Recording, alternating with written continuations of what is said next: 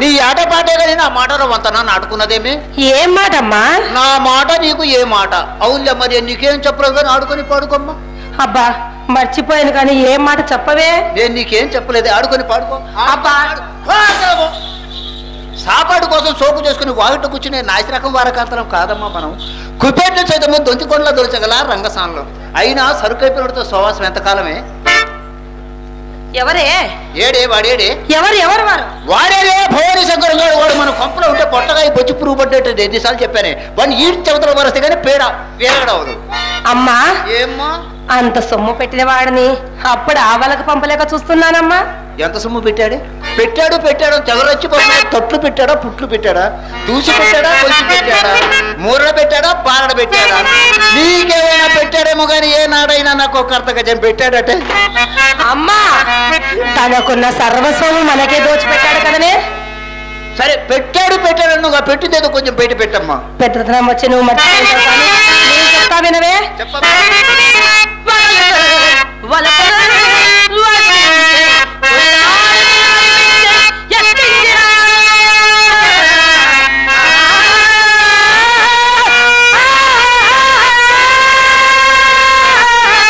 వాడి చేతిలో చిత్తైపోయి పిచ్చికిచ్చనని పేరాలు పడుతున్నావు. పిచ్చి అంటే అది కాదమ్మా. సొమ్ము తేలేదని లాగి తడితే కిక్కురు మనపడికి ఇంటికి వెళ్ళి నాడు జాంకల్లో సొమ్ము తీసుకొని వచ్చి కాళ్ళ కడ దగ్గర కూర్చొని కాళ్ళు వస్తాలి. పిచ్చి అంటే అదే. మరి ఇదినవే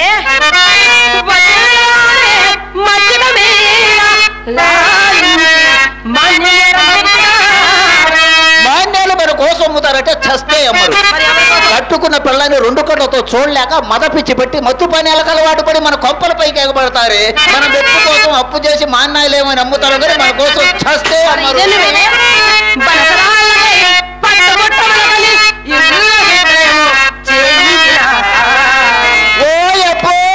ఏమి లీకరించే పైన కప్పకూడదు, కింద బండ పడకూడదు. వర్షం పడితే మొక్క లోతు నీళ్లు తప్పరు. చిల్లు అంట ఇల్లు.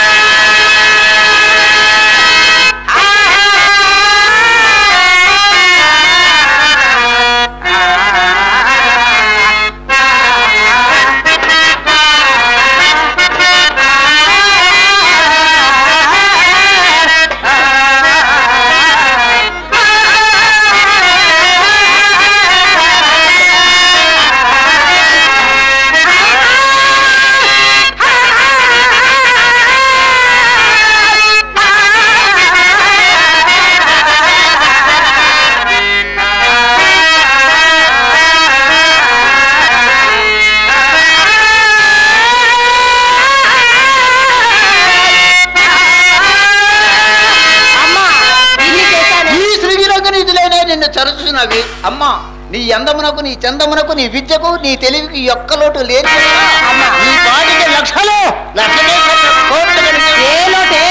విత్తమున్నంత వరకు విడిరి మనము అమ్మా. విత్తం అంటే ఏంటమ్మా? విత్తం అంటే డబ్బమ్మా, డబ్బు. విత్తముడికిన తోడనే బయటకు కొట్టవలయో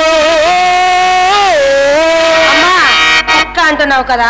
మన ఇంటి కుక్కనా, పక్కింటి కుక్కనా, బజార్ కుక్కనా? మన ఇంటి కుక్కలా కాదమ్మా, పొరుగింటి గచ్చి కుక్కని కొట్టినట్టు కొట్టాలమ్మా. అమ్మా సరే కానీ అంత చేశాను ఇంత చేశాను అంటున్నావు కానీ అదేనే అడుగుతున్నాను. నీ కాలంలో నువ్వు నా మాదిరి మంచి వయసులో ఉన్నప్పుడు నువ్వు అలాగే చేసావటే? నా కాలంలోనా? అవునే. నా కాలంలో నా చూపు పడ్డవాడు పెళ్ళాలతో కాపురం ఎవడు చేశాడే? వామ్మో, పెళ్ళాల పుట్టిడికి మొగుళ్ళు మన ఇంటికి రామందాడే కాదు. కలెక్టర్ అయిన నా చూపు పడిందంటే సందకాడికల్లా బిళ్ళ బండ్రతో సహా వచ్చి మా అమ్మ అంతటి సమర్థురాలే. ఏమే నేనంటే నీ కంటికి దిశాయించలేదంటుంది. చెప్తాను విను. చెప్పమ్మా. కడులోభి అయినను కరగించు క్షణములో కోసారి కోసారి వందలు వేలు గుంజినాను. అమ్మా, కడులోభి అంటే ఎవరే? కడులోభి వాడంటే వాడి చేలో ఎంత పంట పడినాను పక్క చేలోకి వెళ్ళి పరిగెరుకునేవాడిని కడులోభి అంటావమ్మా.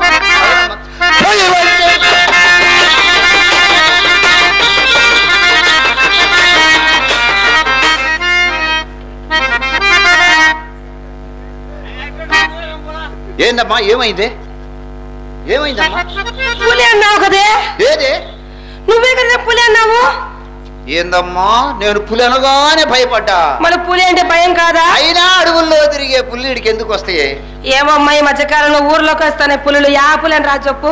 ఈ రాజకీయ పుల్లమ్మా. రాజకీయ పులి ఎలాగుంటాయే? అయినా కాల పరిస్థితి బాగలేదమ్మా. వాడి జోలే మనకు వద్దమ్మా. పులి వంటి వాడైనా పూటలో కుక్కలు చేసి వాకిట కట్టినాను. కోటీశ్వరుడైనా ఎంతటి కోటీశ్వరుడైనా కుంభములు గాలిడిన పక్షి విడచినాను. పరమ నైష్టికుడైనా. పరమ నైష్టికులంటే ఎవరే? పరమ నైష్టికులంటే నిత్యము జపతపములు చేయుచు మెడలో రుద్రాక్షమాలలు ధరించి వీపుది రేఖలు పూసే వాళ్ళని పరమ నైష్టికులు అని. వాళ్ళ గుళ్ళో పని కానీ మన ఇంట్లో ఏం పని? రోజు పిచ్చిదానా ఇప్పుడు యావ ఎక్కువగా ఉంది వాళ్ళకేనమ్మా. అవునమ్మా. పరమ నైష్టికుడైన పడదీసి పడదీసి ఏం చేసావే? ఏం చెప్పేదిలమ్మా, నీవు నా కన్న కూతురు అయిపోయావు. నీ ముందు చెప్పడానికి ఊరుకోలేమ్మా. నీకు నాకు మధ్య రహస్యాలు ఏం చేసావు చెప్పవే? చెప్పమంటావమ్మా? చెప్పవమ్మా.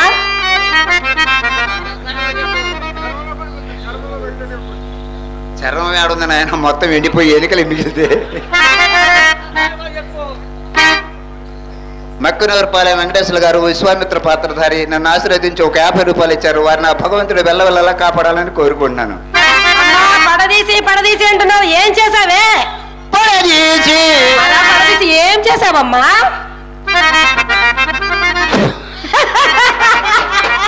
నేను అసాధ్యం కూల. నా వల్ల కావట్లేదమ్మా. చెప్పవే ఏం చేసావు? చెప్పమంటావమ్మా? చెప్పమ్మా.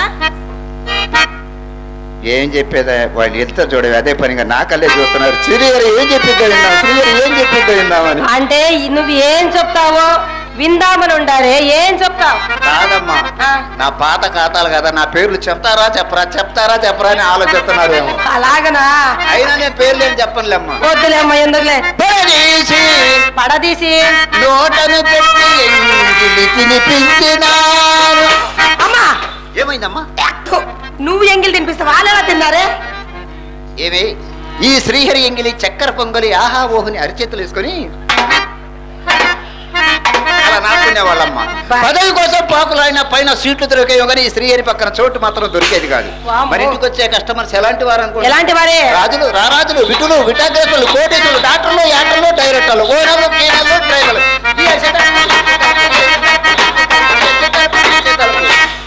కొత్తగా రిలీజ్ అయిన సినిమా కన్నా ఇంటర్వ్యూ లేదని నా గదికి ఇంటర్వ్యూలే లేదు. అలా సంపాదించానమ్మా. అమ్మా ఇంత గడించాను అంత గడించాను అంత చేశాను ఇంత చేశానంటున్నావే. నేను పెద్దతనం వచ్చే తల్లికి మన ఇంట్లో పూజకు పుల్లైనా లేదు. అదంతా ఏం చేసావే? అదేనమ్మ నా వల్ల జరిగిన పెద్ద పొరపాటు. ఏం పొరపాటమ్మా? ఒకప్పుడు నాకు ఒక పోకరు సన్యాసి ఉండేవాడమ్మా. వాడు ఒక లోపల సన్యాసిని తీసుకొచ్చి పెద్ద కోడిసిని పరిచయం చేశాడే అమ్మా. వాడు గంటకు ముస్తాబై పూటకు డ్రెస్ మార్చి మన ఇంటి చుట్టూ తిరిగేవాడు. కానీ అన్నాళ్ళు ఉండ ₹1 అన్న జారిచ్చేవాడు కాదే. మరి నువ్వేం చేసావే? ఒకేసారి ఇస్తాడేమోనని చెప్పి తీరా ఊళ్ళోకి వెళ్ళి జారిచ్చాను. ఏమన్నారు? అప్పుడు తెలిసిందమ్మా వాడు అసలు సంగతి. ఏం సంగతి? వాడు ఒక ఇస్త్రీ షాప్ ఆపరేటర్ అని. ఊళ్ళో వాళ్ళ గుడ్లు వేసుకుని ఊపిరాడుకుని మన ఇంటికి వస్తున్నాడని. అయినా నేను వాడికే పాలు మాలేనమ్మా. వాడి దగ్గర ఒక ఎకరం మాగాడు ఉంది. అది లాగుట కొరకై వాడికి త్రాగుడు అలవాటు చేయవచ్చు. వారికి త్రాగుడు అలవాటు చేస్తే మన ఆస్తి ఏమైంది? చెప్పేది జాగ్రత్తగా చెప్పమ్మా. వాడనేవాడే శ్రీహరి నువ్వు ముట్టుకుంటేనే నేను ముట్టుకుంటాను, తాగితేనే నేను తాగుతాను మొండి తీసుకొచ్చినేవాడమ్మా. ఏం చేస్తామ్మా వాడి కోసం ముందు 3 రోజుల దగ్గర నుంచే ప్రారంభించానమ్మా. తర్వాత క్వార్టర్ల దాకా పోయిందమ్మా. తర్వాత పెద్ద పెద్ద సీసాలు దాకా పోయింది. సీసాలకు అయితే పోయి పేపాల దాకా వచ్చిందమ్మా. అమ్మా, వాడు నన్ను వదిలిపెట్టిపోయిన వాడి కొరకు నేర్చుకునే ఈ త్రాగుడు మాత్రం నన్ను వదలలేదమ్మా. ఈ సంపాదించిన ధనమంతా సారాచిత్రకు, గంజాయి ప్యాకెట్లకు, అదిరించే పోలీసులకు కొంత, బెదిరించే రౌడీలకు కొంత, మన ఆస్తి మొత్తం హారతి కర్పూరం లాగా హరించుకొని పోయింది. అమ్మా సరే కానీ మనము వయసులో ఉన్నప్పుడు ఎంత గడించినను వృత్తాప్యం వచ్చేదానికి మనకు కూడుకు గుట్టకు లోటగునట్ట కదనే. ఎవరు చెప్పారు నీకు? ఆ పక్కింటి కామాయి చెప్పిందా, ఎదురుంటే మీనా చెప్పిందా, లేక రంగనాయకి చెప్పింది? చెప్పే ఉంటారు. ఎందుకంటే మనం బాగా బతుకుతున్నాం, ఓరం లేకుండా వాళ్ళ కళ్ళల్లో నిప్పులు పోసుకొని చెప్పే ఉంటారు. అయినా శాపం ఇప్పుడు అమల్లో లేదా? ఎందుకమ్మా? పూర్వపు విటులు వయసు లేనన్న లాంటి వారకతను కన్నెత్తన్నా చూసేవాళ్ళు కాదమ్మా అప్పటి వారు. ఇప్పటి వారు ఉండారా? ఉండారమ్మా. మరి ఇప్పటి వారు ఉండారమ్మా. ఏ జీన్స్ ప్యాంట్లట, అబ్బాసు కటింగులట, ఆడదాని ఆకారం కనిపిస్తేనే చాలమ్మా సంబరపడిపోయేది.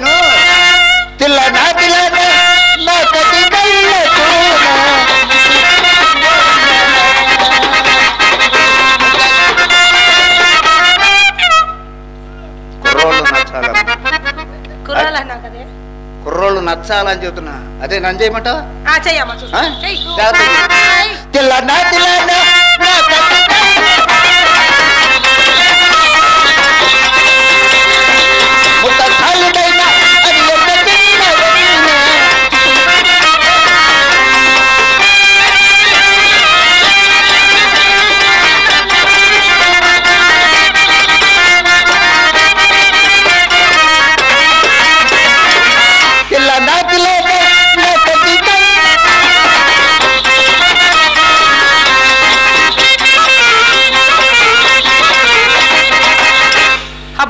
ఏందమ్మా ఆపేశా? అమ్మ నువ్వు ఆపావు కదనే. నా తాళం ఆగంగానే నీ కాలు ఆగిపోయింది అనమాట. నీ కాలేమిట్లమ్మా, హైవే రోడ్డు మీద లారీలు బస్సులైనా ఆగిపోవాల్సిందే. సరేగానమ్మా. అమ్మా ఇంతకు అబ్బాయేడమ్మా? ఏ అబ్బాయి? అదేనమ్మా అల్లుడే అబ్బాయి. అల్లుడు ఎవరే? అదేనే భాష. భాష అంటే భవానీ శంకరం గారే.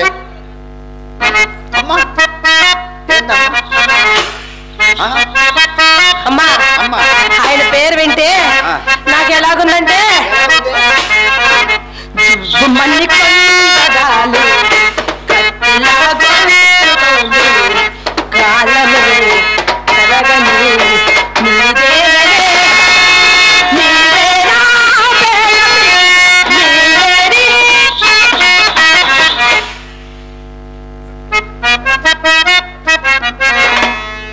వాడి పేరు అంటుందట. వాడి పేరు ఎత్తితేనే నాకు ఒళ్ళంతా పంపరం పుడుతుండే. ఏడేవాడు? అమ్మా ఎవరినో సొమ్ము అడిగారంట, తప్పకుండా తెస్తారని చేతిలో చెయ్యేసి మరీ చెప్పి వెళ్ళారమ్మా. ఇంకా ఈ ఊళ్ళో వాడు కప్పించే దేవుడే. తేవాల్సిన చోటల్లా ఎప్పుడో తెచ్చాడు, తెచ్చిన చోటల్లా పట్ట పగలే పంగనామాలు పెట్టాడమ్మా. అమ్మా వాడు సైకిల్ షాప్ పెట్టినప్పుడు తెచ్చాడే కట్లు. ఆ సైకిల్ అన్ని బాగులు తోటకెళ్ళంగా తలుకు ఒకటి మిగిలింది. ఏంటమ్మా? అదేనమ్మా పాత పంపుతో మనం ఏం చేస్తామమ్మా?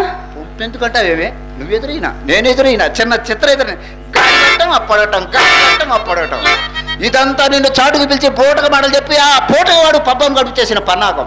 నువ్వేమన్నా పళ్ళి నుంచి ఒళ్ళప్ప చెబుతుంది. వాడు వచ్చిన పని చేసుకుని చక్కగా వెళ్ళిపోతాడు. మన పనంతా చెరగలు తిని చేతులు కడుక్కున్నట్టు ఉండాలి కానీ ఇన్ని ధర్మలకు స్వవాసం ఏమిటే పతాళించి సాగనంపాలి. కానీ నీ వల్ల కాకపోతే నాతోడు చెప్పు, క్షణంలో సంగతి మాన్యాలు పడిచిపోతే నా పేరు శ్రీహరి. నువ్వంతటి సమర్థురాలువే కానీ అదేందో నేనే చెప్తాలేనే. ఏమని చెప్తావమ్మా? ఏమండి భవానీ శంకరం గారు, డబ్బు ఉంటే మీ ఇంటికి పోండి, డబ్బు లేకపోతే మా ఇంటికి రండి. అమ్మా డబ్బు లేకుండా వాడు మన ఇంటికి ఎందుకే? మనం చేస్తే మొత్తం డబ్బు కోసమేనమ్మా. నేను చెప్పినట్టు చెప్పమ్మా. చెప్పమ్మా. ఏమండి భవానీ శంకరం గారు?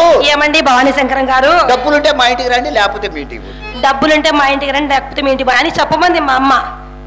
అది నేను చెప్పమన్నాను కాబట్టి చెప్తావే, లేకపోతే నువ్వు ఎందుకు చెప్తావే? వాడు సామానుడు కదే, పిత్తరాడు అంటే వాడే. అమ్మో అమ్మో నా కూతురికి ఏం మందు పెట్టాడో ఏమో, మనసు మొత్తం వాడి మీదనే ఉంది. సరే ఆ మంది వాడు ఇప్పుడు ఎందుకు లేకనేమో, నువ్వు వాడుకొని పాడుకోమ్మా, వాడి సంగతి నేను తర్వాత చూసుకుంటానమ్మా.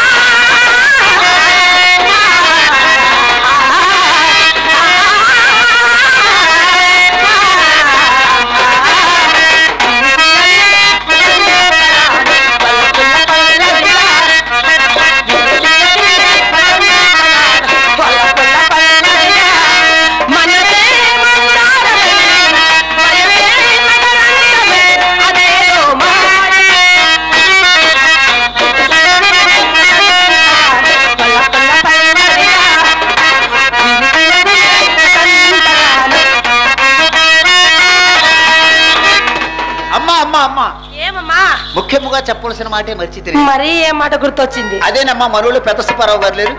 ఏం ఎవరు వారు? పోయారా? ఆయన పోలేదమ్మా, వాళ్ళ అబ్బాయి చిన్న సుబ్బారావు గారు లేరు? మరి ఈయన పోయారా?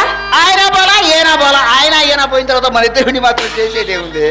చెప్పేది జాగ్రత్త వినమ్మా. చెప్పమ్మా. పెద్ద సుబ్బారావు గారు అబ్బాయి చిన్న సుబ్బారావు గారు ఈ పూట మన వీధిలో 4-5 మార్లు తిరిగినాడంట. ఆయనకి ఏమన్నా వ్యాపార నిమిత్తమే తిరిగారేమోనే?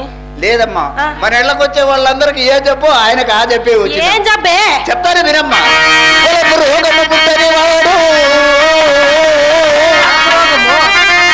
అమ్మా జాగ్రత్తగా వినమ్మా. చెప్తున్నా వినమ్మా. అక్షరం పోతే లక్షలు పోయినట్టమ్మా. అవునమ్మా.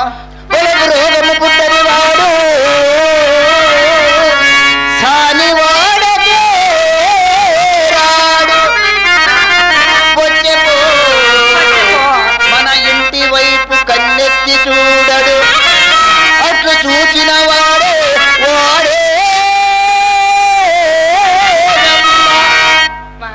ఎవరమ్మా వాడు? మన ఇంటి వంటగునే.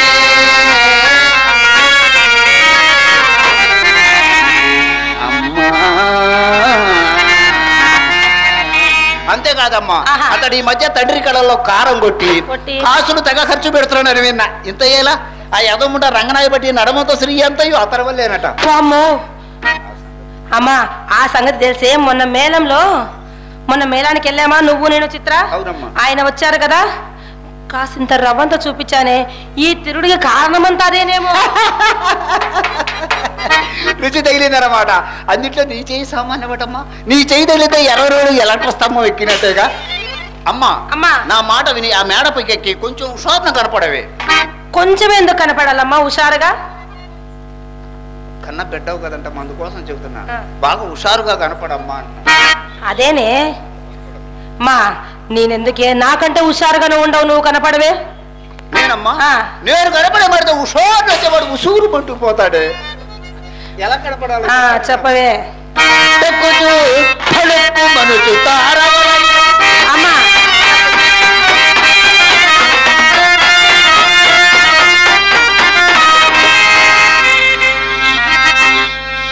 నగుచు వాళ్ళ చూపులు ఎడగలు నాటవలయు.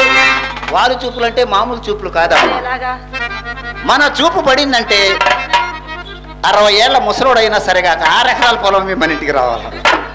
ఎలా చూడాలి ఒకసారి చూపియమ్మా. చూపియమ్మా. ఇప్పుడు అడిగావమ్మా నా మాట, చూపిస్తాను. చూపియమ్మా. కనపడదు.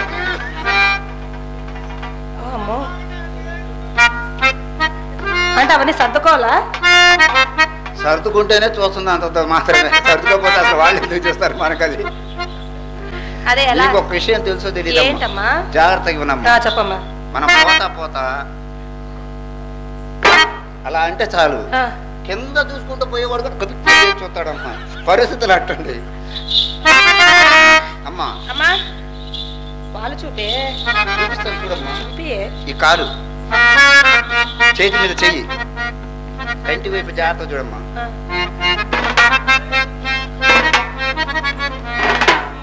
అలా చూడాలమ్మా.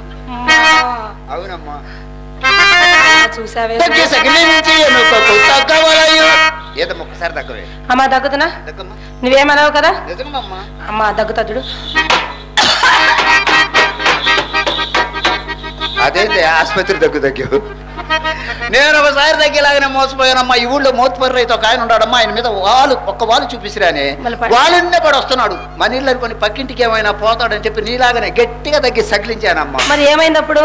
నాకే క్షయరోగం ఉందనుకున్నాడో ఏమో ముండా కొడుకు. బతికినంత కాలం మన బజారే రాలేదు. తేడా వెరడైపోతే తేడా రావాల్సిన పైకం పోవాలా. ఇదేనమ్మా బిడ్డలను ఆకర్షించే కిటుకులు. సరేనమ్మా. పొద్దుననగా బజార్కి వెళ్ళింది చిన్నమ్మాయి చిత్ర రాలేదేమే. ఏం చేస్తూ ఏమో అమ్మా. ఈ ఊళ్ళో కుర్రవాళ్ళు అసలు మంచివాళ్ళు కాదు. వాళ్ళు రారు, డబ్బులు ఇచ్చే వాళ్ళని రారు. అవునే అసలే రౌడీ వాళ్ళు ఈ కుర్ర వాళ్ళంతా ఇక్కడ ఇది ఎక్కడ వెళ్ళిందో ఏమో.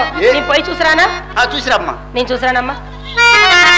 రామ్మా రా, ఇక్కడ రాజకీయం జరగట్లా, రాజ్యాంగం సవరణ జరగట్లా. ముగ్గురు వచ్చి 3 ముక్కలు ఆడుకుందా. మా అమ్మ రావే, మా అమ్మ రావే.